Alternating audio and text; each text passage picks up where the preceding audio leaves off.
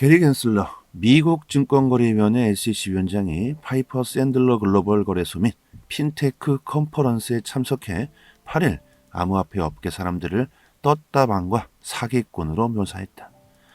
겐슬러는 암호화폐 기업들이 증권으로 등록하는 방법을 알지만 그냥 비즈니스를 하고 다른 위험을 사업 비용으로 받아들이고 있다고 말했다. 토큰을 증권으로 등록하거나 관련 사업을 증권 관련 업으로 등록하지 않고 SEC와 맞서 사업을 하는 게 더 유리하다고 판단했다는 것이다. 구독과 좋아요 부탁드립니다. 그는 현재의 암호화폐 광품이 연방증권법이 시행되기 전인 1920년대를 떠올리게 한다고 설명한다. 떴다방 판매업자, 사기꾼, 스캠 조작가, 다단계 폰지 사기로 대중들은 파산 법원으로 내몰리고 있다고 지적합니다. 1920년대 미국에서는 주식시장에 대한 규제 및 감독을 제도화하는 중요한 법률이 통과되지는 않았었고 결국 1929년 미국에서 주식시장 붕괴로 이어지는 대고강이 발생하면서 이후로 미국은 주식시장을 규제하고 감독하기 위한 법률을 채택했습니다. 대표적인 법률 중 하나는 1933년에 통과된 증권법, 주식 및 증권 판매에 대한 강력한 규제를 도입하면서 투자자를 보호하고 부정한 거래를 방지하기 위한 목적을 가지고 있죠. 증권 발행자들에게는 등록 요구를 부과하고 투자자들에게는 투자 정보의 공개를 의무화하며 부정거래 행위에 대해서 처벌을 규정합니다. 또 1934년 증권거래법이 통과되었고 이 법은 증권거래에 대한 규제와 감독을 강화하고 주식시장의 투명성을 향상시키면서 부정거래를 규제하기 위한 목적을 가지고 있죠. 주식거래와 중개인에 대한 등록 및 감독 요구, 내부자 거래의 금지, 부정거래 행위의 감시와 처벌 등을 규정했습니다. 이러한 증권법들은 미국 주식시장의 안정성과 투자자 보호를 위해 중요한 역할을 하고 있으며 이후로도 수정과 보완이 계속해서 이루어지면서 발전해 왔습니다. 겐슬러는 지금이 그 시절과 유사하다는 소리를 하고 있습니다. 1920년하고 2023년이 비슷하다고 하고 있습니다. 또 100년 전의 일들을 거론하고 있죠. 겐슬러는 좀 과거에 갇혀 살고 있는 사람인 건 아닌가. 10년이면 강산도 변하는데 100년이 지난 지금 시대는 완전히 변했고 지금과 100년 전에는 이거 상황이 너무나도 많이 다르죠. 그리고 겐슬러는 최근 거래소 제소에 대해서도 언급합니다. 암호화폐 거래소들은 미국 증권거래위원회 SEC에 등록하는 방법을 알고 있지만 그러고 싶은 마음이 없는 것이다. 법을 준수하지 않는 것은 법을 제대로 이해하지 못하는 것과는 차원이 다른 얘기다. 우리는 디파이를 포함해 암호화폐 증권거래소에 기존 규제를 적용할 수 있다고 수차례 발표했다. 이는 법이자 규칙이다. 따라서 그들이 말하는 규제 명확성은 필요하지 않으며 브로커와 달리 그리고 거래소는 법 규정을 정확히 인지하고 있어야 한다. 암호화폐 시장은 조작과 사기가 난무하고 있다. FTX 사태 전후로 우리는 수많은 기업들이 수백만 명의 투자자에게 피해를 입히는 사례를 익히 봤다. 암호화폐 업계가 공공자본시장의 신뢰를 훼손하도록 그냥 내버려둘 순 없다.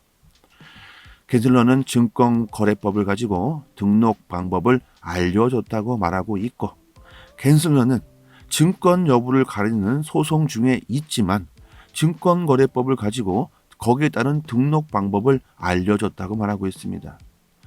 증권으로 등록하는 방법을 알려줬다는데 이건 도대체 무슨 뚱딴지 같은 소리일까요? 그리고 실제로 등록 방법에 대해서 SEC는 제대로 설명한 적이 없다고 코인베이스는 계속 어필하고 있죠. 코인베이스는 SEC가 답변을 내놓은 적이 없다. SEC는 등록 방법에 대해서 수차례 발표했다고 합니다. 과연 누구의 말이 맞을지 앞으로 나올 데이터들을 조금 더 지켜보신다면 상당히 재미있는 결과가 나올 수도 있을 것 같습니다. 이런 정보들을 저희 단톡방에 분석해가지고 매일같이 올려드리고 있으니까요. 상단의 번호로 문자로 숫자 1 이렇게 보내주시면 단톡방 링크 보내드리도록 하겠습니다. 코인베이스 CEO 브라이언 암스트롱이 미국 증권거래위원회 SEC 제소 바로 전날 코인베이스 주식을 매각한 것과 관련해 다양한 의혹이 제기되는 가운데 브라이언 암스트롱은 지난해 11월부터 주식을 정기적으로 매도하고 있었다. 브라이언 암스트롱은 10BO-1 매도 계획에 따라 정기적으로 주식을 매도하고 있다. 이는 사전 협의를 거쳐 일정 조율을 통해 진행되는 매도 스케줄로 그는 때로는 이익을, 때로는 손해를 봤다고 답변을 정리했습니다. 실제로 암스트롱은 SEC 제소 전날에 코인베이스 주식 3만 주를 매도했다고 하죠. 다음날 주식은 20%가 하락합니다. 이것은 당연히 의혹이 생길 수밖에 없는 상황이죠. 11월부터 매도를 계획함에 따라 진행하고 있었다고 암스트롱은 변론을 했지만 이 유혹을 뿌리치긴 힘들 것으로 보입니다. 이미 알았을 수도 있겠죠. 코인베이스 CEO 정도면 누군가 미리 언지를 줬을 가능성이 있다고 생각할 수 있겠죠. 이런 데이터들을 보면 지금 갠슬러가 하고 있는 규제들은 지금 미국의 생쇼가 아닌가 이런 생각이 듭니다. 갠슬러는 이번 거래소 규제로 시장에 큰 공포심을 주려고 했지만 생각보다 하락은 하지 않았고 SEC는 아주 자세하게 코인들 열세 종목을 증권이라고 들먹이며 초대형 암호화폐 거래소 바이낸스와 코인베이스를 둘 다 동시에 제소해버립니다. 어떻게 보면 이보다 더 큰 악재가 있을 수 있을까? 이런 생각도 듭니다. 하지만 시장은 약간의 아주 소폭의 하락이 나왔고 얼마 지나지 않아 다시 금세 회복해버렸죠. 이런 상황은 도대체 무엇을 의미할 수 있을까요? 암호화폐에 대한 신뢰와 믿음이 대중들이 더 깊어졌다고 생각할 수 있을까요? 아니면 미국의 퍼드 뉴스들 그들이 또 흔들고 있구나. 이번엔 넘어가지 말아야겠다. 이런 이유일까요? 그것도 아니면 전 세계적으로 진행되고 있는 탈달러화 그리고 점점 신뢰를 잃어가고 있는 미국의 정책들 때문일까요? SEC는 정말 이번에 아주 큰 강력한 악재를 준비했던 것 같지만 시장은 전혀 움직이지 않았고 여전히 상승세를 타고 있습니다. SEC는 소비자 보호를 위해서라면 이런 악재를 퍼뜨리지 말고 시장을 흔들기 위한, 시장을 공포로 몰아넣기 위한 이런 행동을 하는 게 맞는 건가? 저는 생각해 봅니다. 정말 투자자들을 생각한다면 법안을 만드는데 좀 무게를 둬야 하고 이미 지난 과거를 들춰서 집행을 하기보다는 규제를 만들어서 앞으로 일어날 암호화폐 사기나 조작 등에 대해 이런 것들을 막기 위해서 노력해야 하지 않나 싶습니다. 집행을 통한 규제로 암호화폐 시장을 끝없이 괴롭히고 있는 갠슬러. 새로운 암호화폐 규제를 통한 집행을 하기를 바라겠고요. 이번 SEC의 큰 악재에도 불구하고 꼼짝도 하지 않는 암호화폐 시장 상황을 보고 미국도 느낀 점이 있을 겁니다. 이제 그 어떤 엄청난 악재를 퍼뜨린다고 하더라도 시장에 대폭락을 일으키긴 힘들 수 있겠다. 이런 생각을 할 수도 있겠죠. 리플은 지금 시장을 선도하고 있습니다. 최근 갠슬러의 이런 행동들은 리플의 증권 여부 소송에서 불리한 상황에 처한 갠슬러의 발악이다. 이런 소식들이 쏟아지고 있죠. 이미 리플은 승소했다. 미국은 리플을 언제 발표할지 그때를 노리고 있다. 여러분, 리플 절대 쉽게 던지지 마세요. 멘탈 꼭 잡으시고요. 흔들리는 일 없길 바라겠습니다. 하락할 때 버티는 것은 정말 쉽습니다. 하지만 엄청나게 올라버린 리플을 버티시는 건 더욱 어려울 겁니다. 큰 부는 쉽게 얻을 수 없습니다. 리플을 몇 천 원 정도 갈 코인이 아니라고 저는 생각합니다. 앞으로 대폭락이 나올 수도 있겠죠. 그때 버틸 수 있는 힘은 리플의 가치와 미래 그리고 블록체인 기술이 앞으로 세상을 어떻게 변화시킬 것인가라는 확신, 이런 것들을 알고 있어야 잘 버틸 수 있을 겁니다. 항상 말씀드리지만 언제든지 다시는 리플에 이 가격이 안 올 수도 있습니다. 여기 해외 공식 사이트에서는 이슈가 나올 때마다 실시간으로 계속해서 공시가 나오고 있죠. 암호화폐 시장에서 기관 투자자들이 직접적으로 보고서와 암호화폐 기업 관련 이슈들을 실시간으로 휴일이든 아침이든 저녁이든 이슈가 있을 때마다 바로바로 이렇게 올려주는 공시 사이트입니다. 항상 팩트 기반으로 전부 기재가 되어 있고 신뢰할 수 있는 사이트고요. 리플 관련 공시뿐만 아니라 여러분들께서 투자하시고 계신 코인 관련 공시를 보시고 싶으시면 공시를 클릭만 하면 바로 내용 확인할 수 있죠. 해외 공시 사이트이기 때문에 오른쪽 마우스 버튼 클릭하시고 한글로 번역 이렇게 해서 눌러서 보시면 되고요. 시간대별로도 모두 다 기재가 되어 있습니다. 언제 나왔던 공시구나 확인하신다면 혼동이 올 일도 없겠죠. 국내 언론 사이트들은 이 같은 해외 사이트를 보고 기사를 재작성하는 것이기 때문에 정확성도 떨어지고 정보도 늦으면 이틀 정도 늦게 올라옵니다. 그래서 여러분들은 국내 사이트보다 해외 사이트 정보를 받아보시라고 하는 거고요. 이같이 빠른 정보 입수는 바로 수익에 바로 직결되는 부분이겠죠. 이 해외 사이트를 모르고 계신 분들은 상단에 제 연락처로 010-5693-7477 이 번호로 문자로 쉽게 1번 이렇게 남겨주시면 문자로 공시 사이트 링크를 바로바로 답장으로 남겨드리고요. 공시 사이트 들어와 보시면 검색란에 XRP 이렇게 치시면 관련 공시 내용들 확인하실 수 있고 꼭 돋보기를 눌러 주셔야 검색이 됩니다. 그리고 저희 구독자분들 모여 계신 단톡방이 있습니다. 2년 넘게 모든 정보를 실시간으로 공시가 나올 때마다 내용 분석해서 올려드리고 있고 영상에서는 언급드리지 않고 있는 단기적 관점까지 무료로 공유해드리고 있습니다. 들어오시면 수익 보시는데 많은 도움 되실 거고요. 저는 단지 구독과 좋아요만 눌러주신다면 더 바랄 게 없습니다.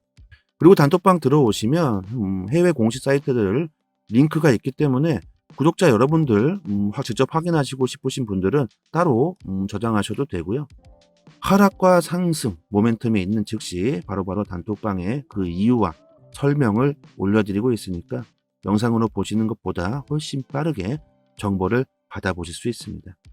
상단의 번호로 문자로 숫자 1 보내주시면 공지 사이트 링크도 같이 보내드리고 단톡방 들어오셔서 실시간으로 정보 받아보시면 투자 방향 잡으시고 큰 수익을 보실 수 있으실 겁니다. 여기까지 하겠습니다. 감사합니다. 여기서부터는 한 번 더 재생되는 영상입니다. 게리 겐슬러 미국 증권거래위원회 SEC 위원장이 파이퍼 샌들러 글로벌 거래소 및 핀테크 컨퍼런스에 참석해 8일 암호화폐 업계 사람들을 떴다방과 사기꾼으로 묘사했다. 겐슬러는 암호화폐 기업들이 증권으로 등록하는 방법을 알지만 그냥 비즈니스를 하고 다른 위험을 사업 비용으로 받아들이고 있다고 말했다. 토큰을 증권으로 등록하거나 관련 사업을 증권 관련 업으로 등록하지 않고 SEC와 맞서 사업을 하는 게 더 유리하다고 판단했다는 것이다. 구독과 좋아요 부탁드립니다. 그는 현재의 암호화폐 광풍이 연방증권법이 시행되기 전인 1920년대를 떠올리게 한다고 설명한다. 떴다방 판매업자, 사기꾼, 스캠 조작가, 다단계 폰지 사기로 대중들은 파산 법원으로 내몰리고 있다고 지적합니다. 1920년대 미국에서는 주식시장에 대한 규제 및 감독을 제도화하는 중요한 법률이 통과되지는 않았었고 결국 1929년 미국에서 주식시장 붕괴로 이어지는 대고광이 발생하면서 이후로 미국은 주식시장을 규제하고 감독하기 위한 법률을 채택했습니다. 대표적인 법률 중 하나는 1933년에 통과된 증권법, 주식 및 증권 판매에 대한 강력한 규제를 도입하면서 투자자를 보호하고 부정한 거래를 방지하기 위한 목적을 가지고 있죠. 증권 발행자들에게는 등록 요구를 부과하고 투자자들에게는 투자 정보의 공개를 의무화하며 부정거래 행위에 대해서 처벌을 규정합니다. 또 1934년 증권거래법이 통과되었고 이 법은 증권거래에 대한 규제와 감독을 강화하고 주식시장의 투명성을 향상시키면서 부정거래를 규제하기 위한 목적을 가지고 있죠. 주식거래와 중개인에 대한 등록 및 감독 요구, 내부자 거래의 금지, 부정거래 행위의 감시와 처벌 등을 규정했습니다. 이러한 증권법들은 미국 주식시장의 안정성과 투자자 보호를 위해 중요한 역할을 하고 있으며 이후로도 수정과 보완이 계속해서 이루어지면서 발전해 왔습니다. 갠슬러는 지금이 그 시절과 유사하다는 소리를 하고 있습니다. 1920년하고 2023년이 비슷하다고 하고 있습니다. 또 100년 전의 일들을 거론하고 있죠. 갠슬러는 좀 과거에 갇혀 살고 있는 사람인 건 아닌가. 10년이면 강산도 변하는데 100년이 지난 지금 시대는 완전히 변했고 지금과 100년 전에는 이거 상황이 너무나도 많이 다르죠. 그리고 갠슬러는 최근 거래소 제소에 대해서도 언급합니다. 암호화폐 거래소들은 미국 증권거래위원회 SEC에 등록하는 방법을 알고 있지만 그러고 싶은 마음이 없는 것이다. 법을 준수하지 않는 것은 법을 제대로 이해하지 못하는 것과는 차원이 다른 얘기다. 우리는 디파이를 포함해 암호화폐 증권거래소에 기존 규제를 적용할 수 있다고 수차례 발표했다. 이는 법이자 규칙이다. 따라서 그들이 말하는 규제 명확성은 필요하지 않으며 브로커와 달리 그리고 거래소는 법 규정을 정확히 인지하고 있어야 한다. 암호화폐 시장은 조작과 사기가 난무하고 있다. FTX 사태 전후로 우리는 수많은 기업들이 수백만 명의 투자자에게 피해를 입히는 사례를 익히 봤다. 암호화폐 업계가 공공자본시장의 신뢰를 훼손하도록 그냥 내버려둘 순 없다. 갠슬러는 증권거래법을 가지고 등록 방법을 알려줬다고 말하고 있고 갠슬러는 증권 여부를 가리는 소송 중에 있지만 증권거래법을 가지고 거기에 따른 등록 방법을 알려줬다고 말하고 있습니다. 증권으로 등록하는 방법을 알려줬다는데 이건 도대체 무슨 뚱딴지 같은 소리일까요? 그리고 실제로 등록 방법에 대해서 SEC는 제대로 설명한 적이 없다고 코인베이스는 계속 어필하고 있죠. 코인베이스는 SEC가 답변을 내놓은 적이 없다. SEC는 등록 방법에 대해서 수차례 발표했다고 합니다. 과연 누구의 말이 맞을지 앞으로 나올 데이터들을 조금 더 지켜보신다면 상당히 재미있는 결과가 나올 수도 있을 것 같습니다. 이런 정보들을 저희 단톡방에 분석해가지고 매일같이 올려드리고 있으니까요. 상단의 번호로 문자로 숫자 1 이렇게 보내주시면 단톡방 링크 보내드리도록 하겠습니다. 코인베이스 CEO 브라이언 암스트롱이 미국 증권거래위원회 SEC 제소 바로 전날 코인베이스 주식을 매각한 것과 관련해 다양한 의혹이 제기되는 가운데 브라이언 암스트롱은 지난해 11월부터 주식을 정기적으로 매도하고 있었다. 브라이언 암스트롱은 10B5-1 매도 계획에 따라 정기적으로 주식을 매도하고 있다. 이는 사전 협의를 거쳐 일정 조율을 통해 진행되는 매도 스케줄로 그는 때로는 이익을, 때로는 손해를 봤다고 답변을 정리했습니다. 실제로 암스트롱은 SEC 제소 전날에 코인베이스 주식 3만 주를 매도했다고 하죠. 다음날 주식은 20%가 하락합니다. 이것은 당연히 의혹이 생길 수밖에 없는 상황이죠. 11월부터 매도를 계획함에 따라 진행하고 있었다고 암스트롱은 변론을 했지만 이 유혹을 뿌리치긴 힘들 것으로 보입니다. 이미 알았을 수도 있겠죠. 코인베이스 CEO 정도면 누군가 미리 언지를 줬을 가능성이 있다고 생각할 수 있겠죠. 이런 데이터들을 보면 지금 갠슬러가 하고 있는 규제들은 지금 미국의 생쇼가 아닌가 이런 생각이 듭니다. 갠슬러는 이번 거래소 규제로 시장에 큰 공포심을 주려고 했지만 생각보다 하락은 하지 않았고 SEC는 아주 자세하게 코인들 열세 종목을 증권이라고 들먹이며 초대형 암호화폐 거래소 바이낸스와 코인베이스를 둘 다 동시에 제소해버립니다. 어떻게 보면 이보다 더 큰 악재가 있을 수 있을까? 이런 생각도 듭니다. 하지만 시장은 약간의 아주 소폭의 하락이 나왔고 얼마 지나지 않아 다시 금세 회복해버렸죠. 이런 상황은 도대체 무엇을 의미할 수 있을까요? 암호화폐에 대한 신뢰와 믿음이 대중들이 더 깊어졌다고 생각할 수 있을까요? 아니면 미국의 퍼드 뉴스들 그들이 또 흔들고 있구나. 이번엔 넘어가지 말아야겠다. 이런 이유일까요?